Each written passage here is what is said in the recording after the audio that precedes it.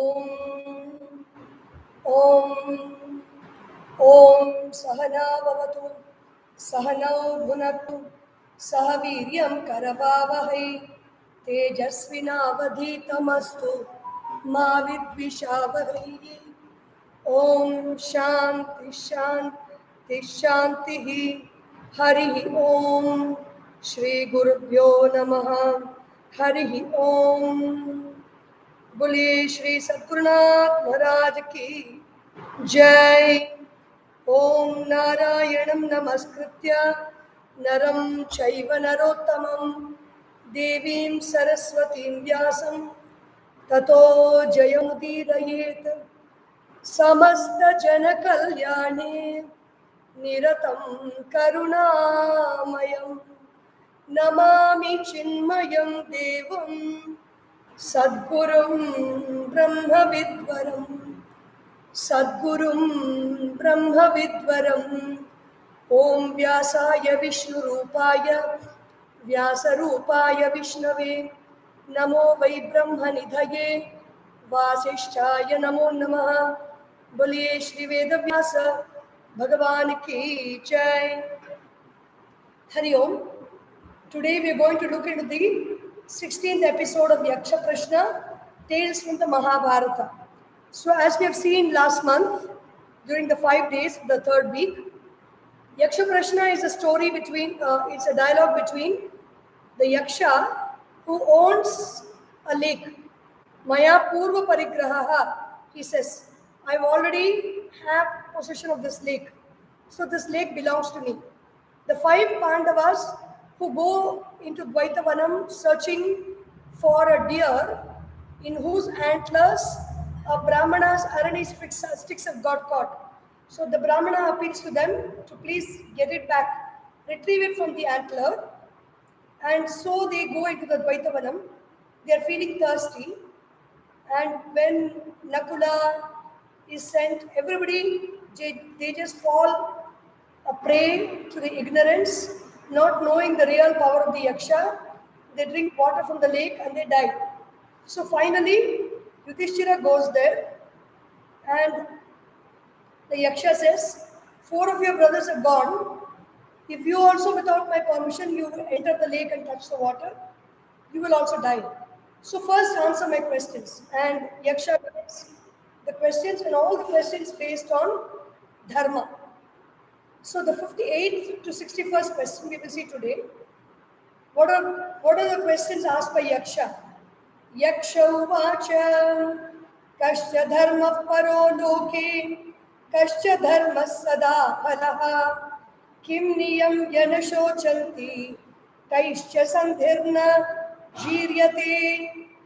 Then Yudhishthira replies, Yudhishthira uvacha Andrishamsyam paro dharma trayi dharma sada phalaha manoyam yanashochanti sandhis sadbhirna jiryate. So, very interesting questions. Kasya dharma paraha loke.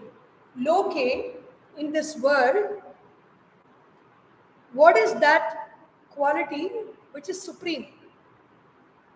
So, this is the question asked by Yaksha, and Yudhishthira replies, Andrishamsyam paraha dharmaha. Andrishamsyam. Andrishamsyam means being an empathetic person. What does being empathetic mean? Empathy is different from sympathy. Pity or pity is like, feeling sorry for the other person. We feel sorry for somebody because when we see somebody, we also experience their plight. And that experience is not very comfortable for us. So we say, oh, I'm so sorry for what has happened to you, without actually meaning anything for that. But empathy is a different level. We feel that sorrow for the other person, and just as we would help ourselves when we are in a troubled situation, we go all out of the way, we feel sad, and we also do something to alleviate that person's suffering or that person's misery, speak kind words or do kind actions, something that really makes that the other person happy or lift that other person out of that situation in which they are finding themselves in. So empathy, Andrishamsyam is being kind, compassionate, caring towards all creatures. It is one step higher than ahimsa. In ahimsa, we stop with not injuring, but Andrishamsyam is taking that proactive step forward. The proactive step of ahimsa is speaking kindly, thinking kind thoughts and good thoughts about the other, wishing well for the other, wishing that the other will succeed. When the other is in a problem, or when a group of people are in a problem, from our heart, wishing that the problem will be solved. It's a very rare thing because when somebody is in problem, they are all suffering, and we get delight in the fact that we are not having the problem and they are having the problem, and we enjoy that. So sometimes we really very cruelly, we want that person to suffer in our mind. But Andrishamsyam is about recognizing this and being very empathetic towards others, being very kind towards others, concerned about others. It is not misplaced sympathy, it is not misplaced pity. So whenever we find somebody who is suffering in life, who is very poor, and it gives us some amount of discomfort to see that. So we may take some money and give that person. We really don't know what they're going to do with the money. They may go to the bar to get themselves a drink, despite all the suffering, and put their family to greater suffering. Or they may be cheating in their company. They will relax and cheat more because they don't have to do the work because of the money you have got. They will not be doing work in a place, and they will be having poor thoughts in their mind. Empathy means to go into the other person's condition, find out what is the reason for their sorrow. If you really want to help the person, go to the root of that sorrow and try to change them. Make them a rich person like how you are. Teach them fishing. Don't give them fish to eat, is a proverb. So empathy will be teaching them fishing so that they get a livelihood. Empathy will be to teach them the good ways, good manners, good behavior, the right path to success. Try to find out where are the loopholes they're failing and help them to shut down the loopholes so that they will achieve success. And Rishamsya, caring towards all creatures we share in this world. Another way of describing Andrishamsyam is Mridutva, being very soft. We may be saying kind things, we may be saying the right thing, we may be saying what is good for the other person, but we can make it in such a soft way. That word Mridu is so beautiful that I realize my voice has changed when I said this Mridutva. My tone has come down. My hyper enthusiasm to describe has reduced, toned down a bit. That is the power of the Sanskrit word. Mridutva is being mild, being gentle on others, with our criticism, with our enthusiasm to help others also, being very gentle, allowing them to move at their pace and allowing them to help themselves rather than putting us in a place where we get the credit for helping somebody else. There is a verse in the Mahabharata which glorifies Mridutva. Mriduna darunam hanti, mriduna hantya darunam, nasadhyam mriduna kimchit, tasmat tivrataram mridu. What is the most intense thing? The most beautiful yet intense thing is Mridutva. Mridutva can soften something that's very hard. It's the softness of the water. If you really go to Gangotri, the place where Gangaji falls. It's a very beautiful, deep, gorge-like area. And the stones are all so beautiful, as if nature has created a drawing room of sofa sets made of stone, rounded stone, polished stone. So beautiful are the textures of the stone, because for countless crores of years, Ganga has been falling, Bhagirathi has been falling on those rocks, and we do not know in what condition those rocks were. They'd have been sharp mountains, but everything has been toned down, everything has been so curved and so beautiful that even the touch of it, we will not be able to touch it because it's very deep. It's in a place called Surya Kund. If you happen to go to Gangotri or even on Google search, you can see the stones in Surya Kund are so special because the waters of the Bhagirathi are falling from such a great height. The waters are very gentle. They keep falling and falling and falling, and the stones have become so soft and so rounded and so beautiful. So that is the power of Mriduta. We should be very careful about what we are getting, whether our empathy or sympathy for somebody else or something is not an attachment. Like this sage called Jadabharata. This Jadabharata was a king. He wanted to live a life of tapasya, and so he left his kingdom, he left his power, he left his people, he left his money, and he came to a forest. And in the forest, during his times after meditation, he saw there was a pregnant deer. The deer was being chased by a lion, and the deer was pregnant with the baby deer. In the fear, it gave birth to the baby deer. It ran away, the lion killed the mother. And this Jadabharata took that baby deer.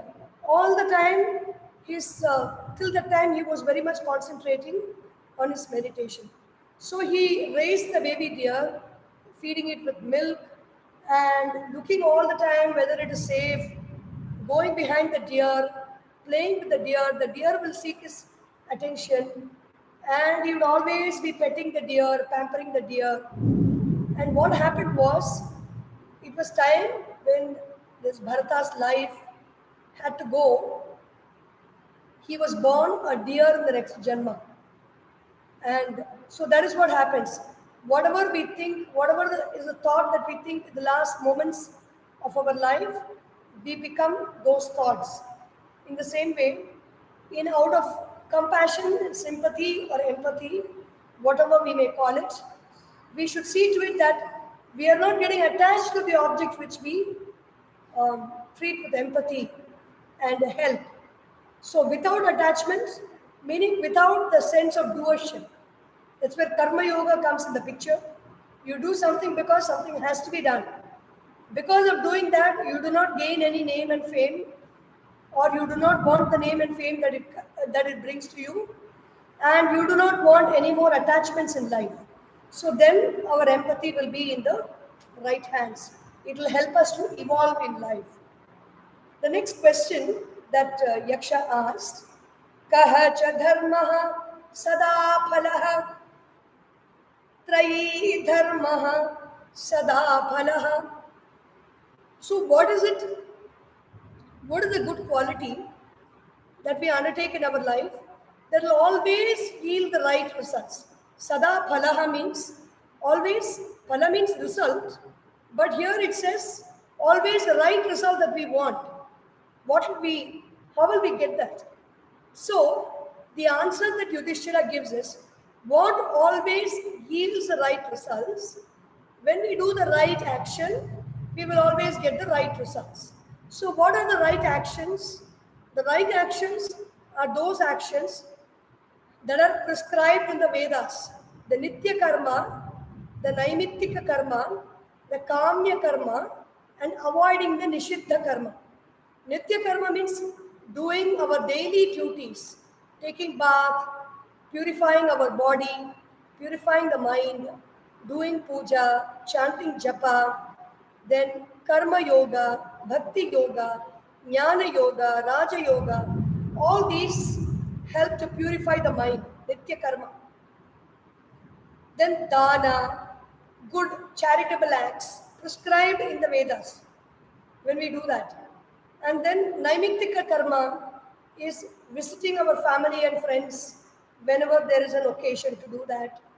And celebrating all the periodical festivals with the Naivedyam and the pujas that are required, like Deepavali, Pongal, or Tamil New Year, or whatever, the Vinayak Ganesh Chaturthi, Krishna Jayanti, Sri Rama Navami, or the different Jayantis that come in the year, Gita Jayanti, the Guru Purnima, all these important celebrations we celebrate and observe. So that's a Nitya Karma. So when we do that, we will get a sure result for those actions. When suppose even if it is a business, the Vedas point out that who are all the people who are cut out for business, who are all the people who are cut out for teaching profession, who are all the people who are cut out for being warriors and protectors, who are all the people who are cut out for physical labor. So everything, Vedas includes everything. We fail because we don't take the whole picture. We just pick up whatever we like from the Vedas and we do that. So the Vedas and the Puranas and the Itihasas, which explain the Vedas, when we read all that, so our Adi Shankaracharya Bhagavan says, Vedo Nityam Adhiyatam.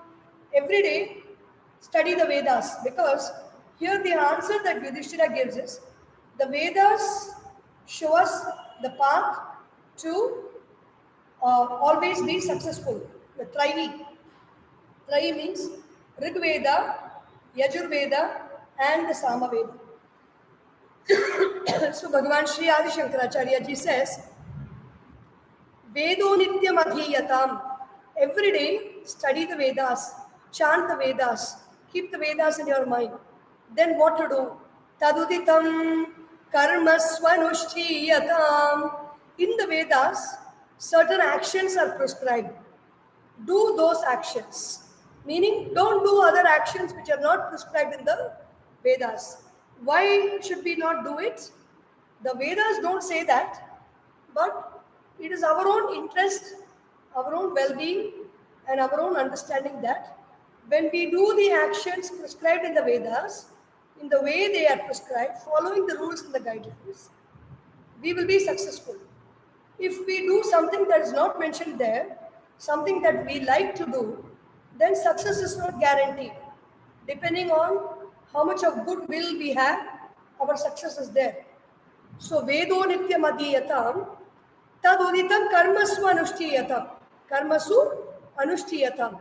Follow the actions prescribed in the Vedas, and then Tena Ishasya Vidhiyatam. Even those actions, do not do with the idea of I am the doer of the action and I command these results. No. Be very gentle, mraduta. Gentleness means I may be apparently doing the action, but actually it is being done through me by Bhagavan. Tena Ishasya Vidhiyata. Offer the results of the action to Bhagavan. Surrendering is everything in life. The more and more we give up the actions, we give up the results of the actions. Give up means not with the sense of I don't care, not with the sense of I don't care, or not with the sense of, I don't get what I want. No. Willingly, lovingly offer the results of the actions to Ishvara. Meaning offer the results of the action to Ishvara means understanding that it may seem that I have done something, but actually it is the power of that Ishvara, power of Bhagavan, power of that prana, that life force which is in me, present in me, working through me all the time, that life force has managed the success of this action, not because of my thinking and my efforts. So that is surrender. Trayi dharmaha sada phalaha. Trayi dharma means the three Vedas will always yield successful results. The Rig Veda, Yajur Veda, Sama Veda, which means in any one of these Vedas, whatever we follow, whatever tradition we follow, if we don't know what are the Vedas, there are people who have studied the Vedas, seek their guidance and do those right actions. Whether it is coming, taking up your employment, whether it is the right action to do in your life, if you want to arrange a marriage in your house, the Vedas show the way, what to do, how to make it happen. Follow those rules and do it, and then you will be successful. So that is what. The other explanation for this Trayi Dharma is in the Taittiriya Upanishad itself. It talks about the three Vyakritis. Meditating on the three Vyakritis, Bhuloka, Bhuvarloka, and Suvarloka. Bhuloka is this physical earth which we see in front of us. Bhuvarloka is the place where our ancestors live between the earth and heaven. And Suvarloka is heaven. It also means, it is also meditating on the three letters of Om, A, U and M, which A represents the Rig Veda, U represents the Yajur Veda, and Ma represents the Sama Veda. When we meditate on Om, then our success in life is guaranteed. So that's question number 59. Question number 60.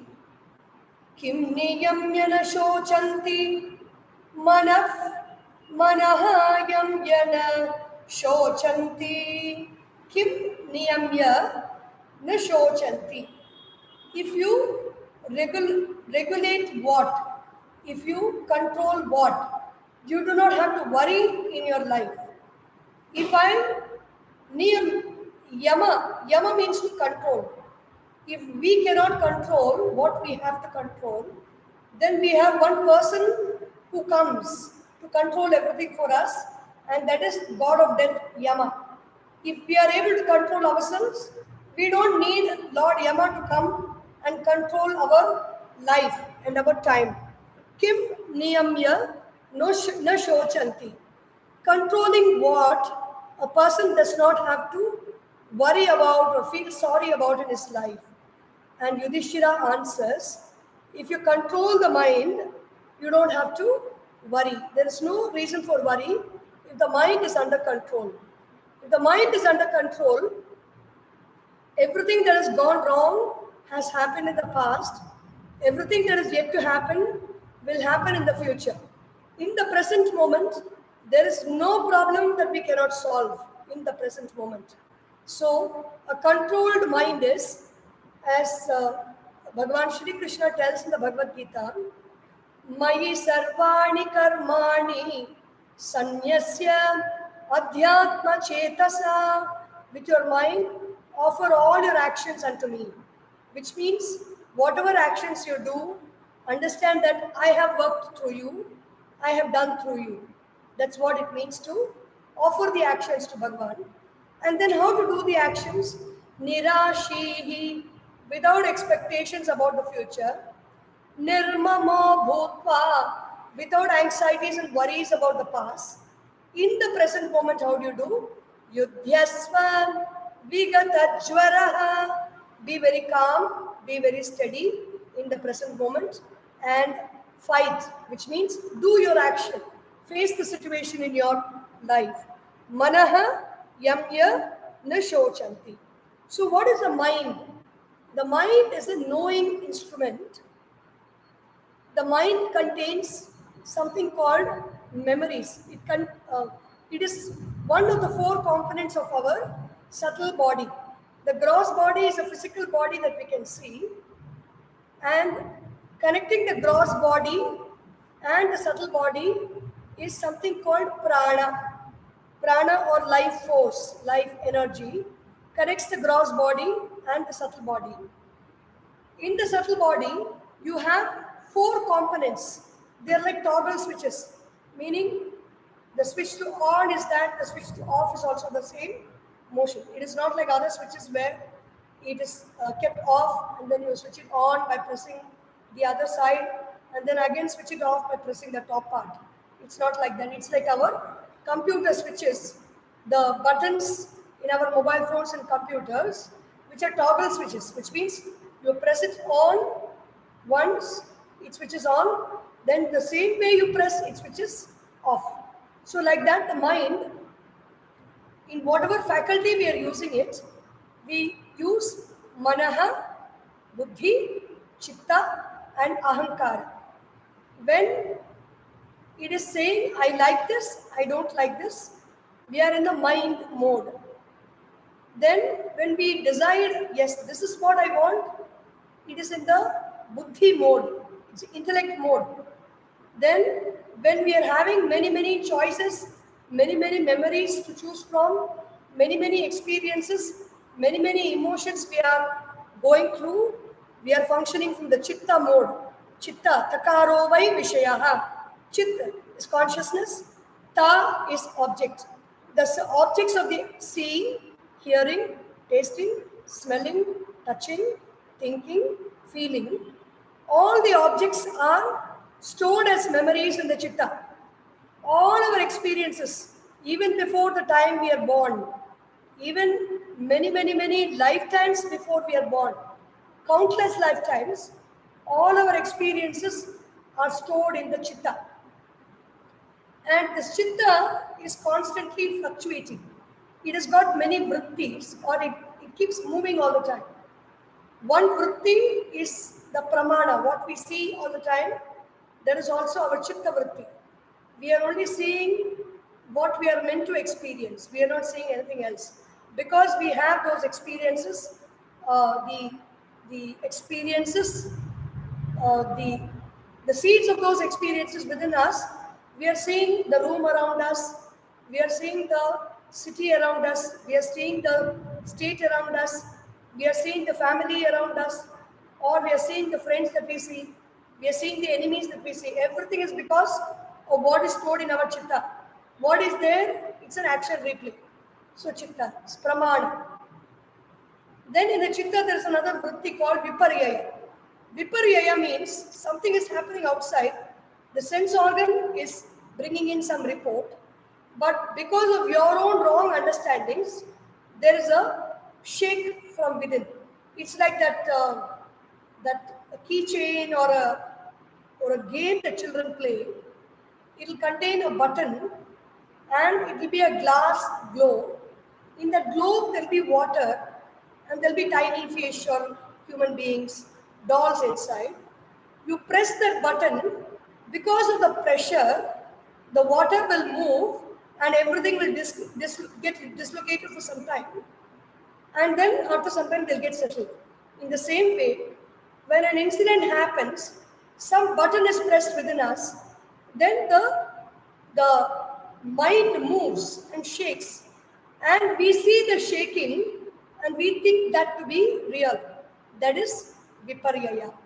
Forgetting what is the reality outside, we see it through our erroneous perception. The third vritti or movement of the mind is vikalpa. Vikalpa means constant eruption of thoughts all the time.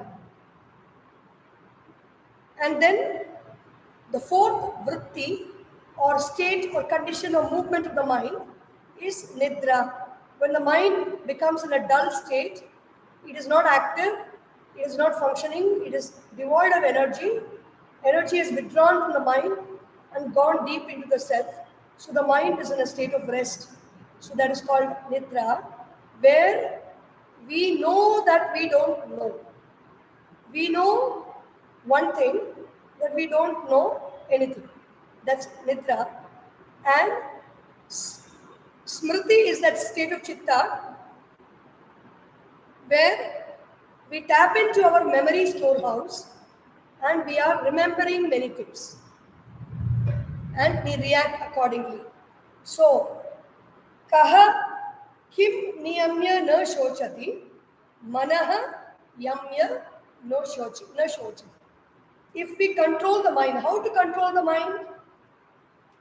The mind is controlled by practice, by constant efforts towards purification of the mind, by doing japa, by doing prayer, by surrendering to the Guru, by surrendering to Bhagavan, Ishvara. Patanjali Maharishi again says, Tapaha Swadhyaya Ishvara Pranidhanani Kriya Yogaha. He talks about many ways to control the mind. In the first chapter, Samadhipada, Chitta Vritti Nirodha, he says, what that is called yoga. Yoga is controlling or quietening the movement of the mind. Making the mind steady, making the mind still is yoga. And how do we do that? Abhyasa vairagyabhyam tan nirodha. By practice, constant practice every day, taking up something good that we do. It can be the practice of a game, it can be the practice of music, it can be the practice of drawing, art, painting, hobbies, or it can be our own work at office. It can be maintaining our relationships well, taking up something in life and working on it day in and day out, all the time, throughout our lifetime. So focusing on something, abhyasa, vairagya is withdrawing from everything else that disturbs the mind. So what is it that disturbs our mind? Keep a note. Withdraw from all that consciously. Withdraw from people who disturb your mind. There is no need for anybody to disturb you. If anybody wants help, they can always approach you with their problems. If you are able to help them, you can help them. They don't need to disturb you or trigger you or make you upset for them to feel good. So abhyasa, vairagya. Even Bhagavan Shri Krishna tells in the Bhagavad Gita, Arjuna asks him in chapter 6, the mind is very difficult to control. How do I do? How do I control the mind? And so Mano Durnigraham Chalam. Bhagavan says, of course, the mind is very difficult to control, but how can we do it? Abhyasena tu kaunteya vairagyena cha grihyate. Abhyasa. Abhyasa means constant practice. Vairagya means withdrawing from our attachment to the objects of the senses, withdrawing also from what we expect in future. It can be even heaven, or it can be some beautiful experience in the future that we are expecting and looking forward to. Withdrawing from all that will help us in Vairagya. The other way to cultivate Vairagya is Ishvara Pranidhana. When you surrender to Bhagavan, when you surrender to Ishvara, when you surrender to Prana, when you surrender to Prana means instead of offering the mind to the body, thinking about the body all the time, worrying about the body all the time, worrying about the world all the time, worrying about the relationships because of the body all the time, surrender the mind to the prana.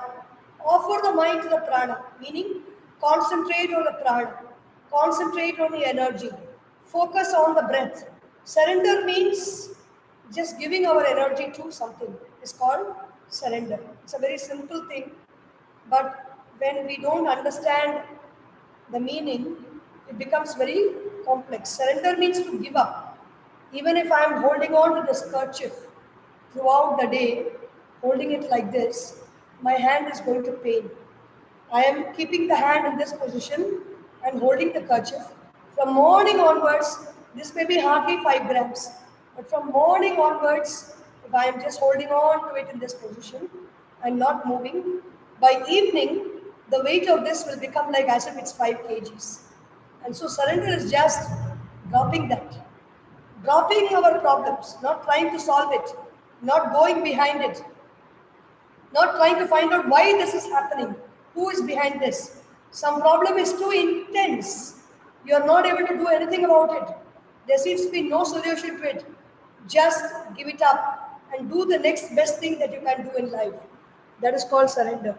And once you surrender, whatever you give up, if it really has to come, it will come behind you. We don't need to worry about that. So, the way of controlling the mind is abhyasa, and Vairagya.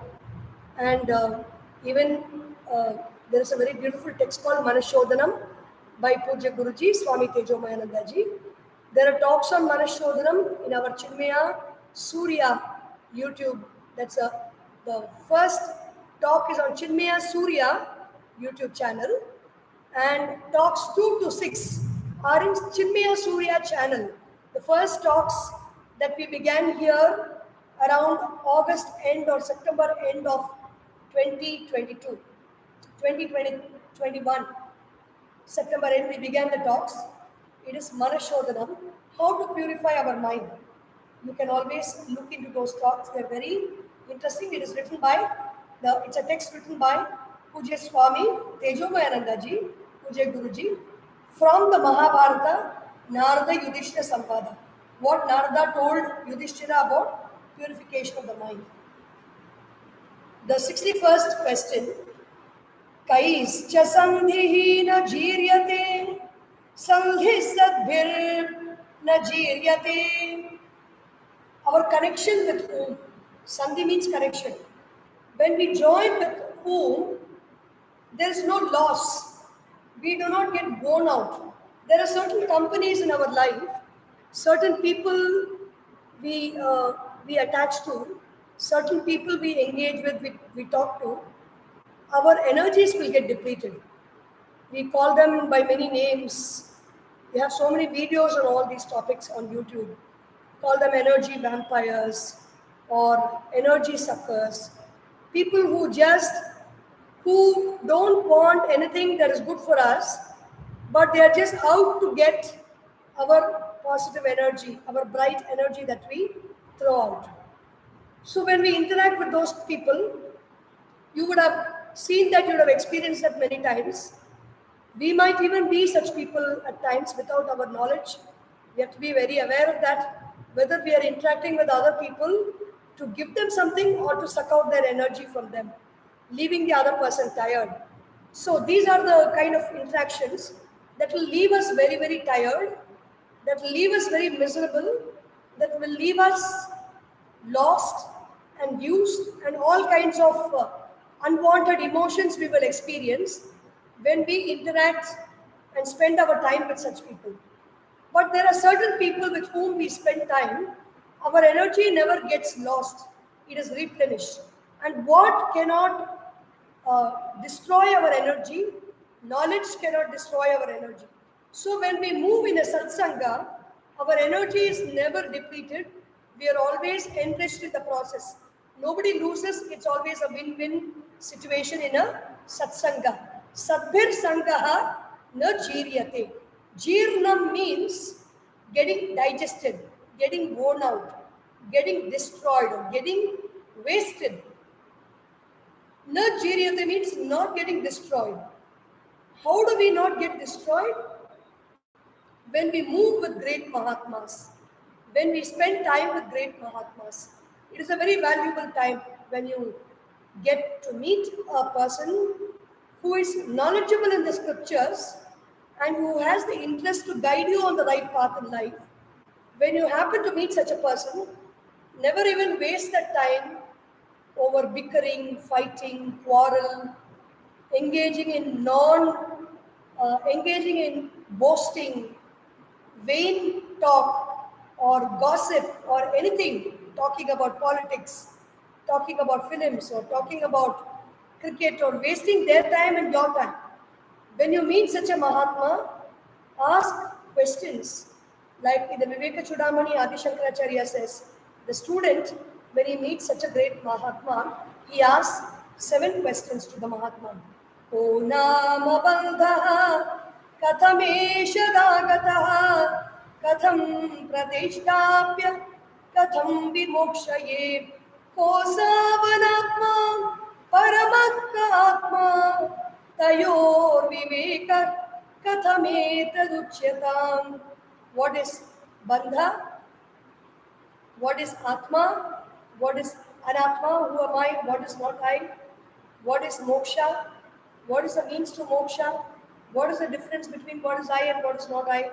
Oh Guru, please tell me. So this is the power of satsanga, and the Guru will guide. And Adi Shankaracharya and Bhajagovindam, again he says, Satsang, there is a ladder, the ladder of rise in life. Satsangatve. When you are in Satsanga, Sat Sangha, Sat means goodness. People who are engaged in knowledge, people who are engaged in something very aspiring, something very noble in life. It need not be necessarily only Vedanta. It can be the Puranas, it can be the Itihasas, it can be the Bhagavad Gitas, it can be yoga, it can be meditation, it can be service to society, it can be working for the country, it can be developing some good sport for the sake of enriching that sport, it can be studies, it can be school studies, it can be helping the poor, whatever action it may be. There's nobility in many different types of actions. So engaging with that in our own interest is a satsanga. It can be a hobby club also. Satsangatve. If you are in satsanga, you rise higher. What happens to you? Nisangatvam. You are having nisanga. You are detached from all your thoughts, worries, anxieties, hopeless feelings, little feelings, incapable feelings, all those different types of feelings you are detached from. Then when you're detached, what happens from those thoughts and feeling? Nisangatve nirmohatvam.